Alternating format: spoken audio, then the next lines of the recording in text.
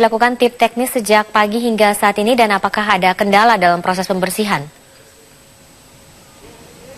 Lucia, setelah tadi pagi bagian pintu masuk dan pintu keluar dari Museum Monas ini dibersihkan dan rencananya selanjutnya proses pembersihan dari Tugu Monas ini akan dilanjutkan dengan proses pembersihan dari sisi utara puncak ataupun leher dari Tugu Monas ini. Tetapi sampai saat ini kami melihat memang belum ada proses pembersihan untuk sisi utara leher puncak Monas ini. Ini dikarenakan persiapan yang dilakukan terus-menerus, persiapan yang harus dilakukan dengan matang sebelum akhirnya para tim dari proses pembersihan Monas ini melakukan pembersihan nanti.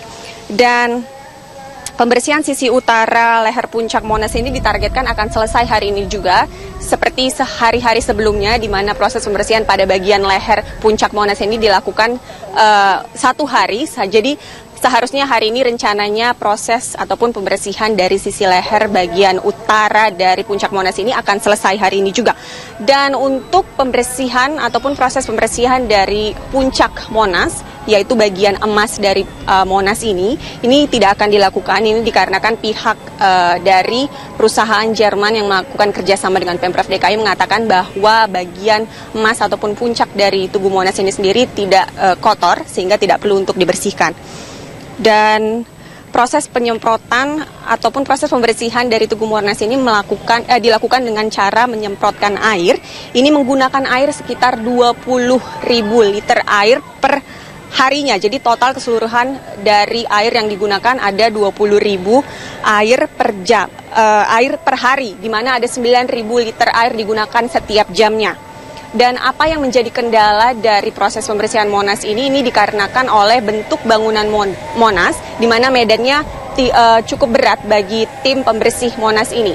Dan Lucia, tadi kami sempat berbincang mengenai teknologi yang digunakan untuk membersihkan Tugu Monas ini. Berikut adalah petikan wawancara kami dengan marketing manager dari perusahaan Jerman yang bekerja sama dengan Pemprov DKI.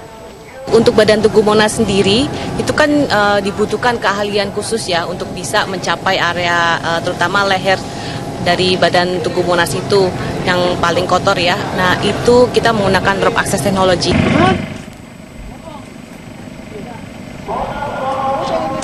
Lucia, dan rencananya ditargetkan proses pembersihan dari Tugu Monas ini akan selesai ataupun rampung pada tanggal 15 Mei mendatang. Lucia.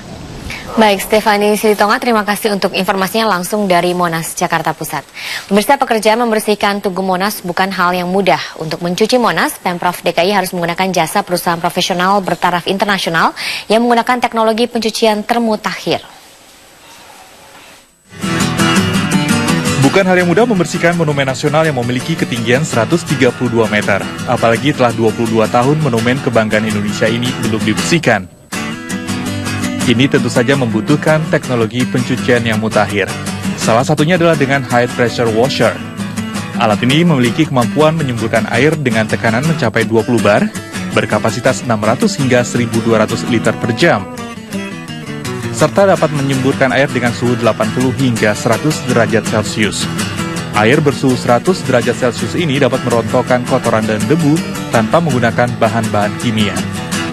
Dan total ada 10 teknisi yang mencuci Monas, terdiri dari 17 teknisi Indonesia dan 3 teknisi Jerman. Tim pembersih dibagi menjadi 2, yaitu tim teknisi membersihkan bagian bawah cawan Monas, sementara teknisi Jerman akan membersihkan badan Tugu Monas. Karcher sendiri merupakan perusahaan yang memang sudah malam melintang membersihkan tugu-tugu dan gedung-gedung bersejarah di seluruh dunia.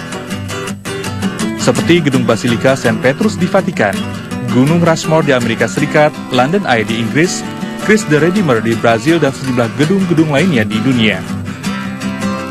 Pencucian Monas ini dijadwalkan dapat selesai tanggal 16 Mei 2014. Adi Pamungkas, Metro TV.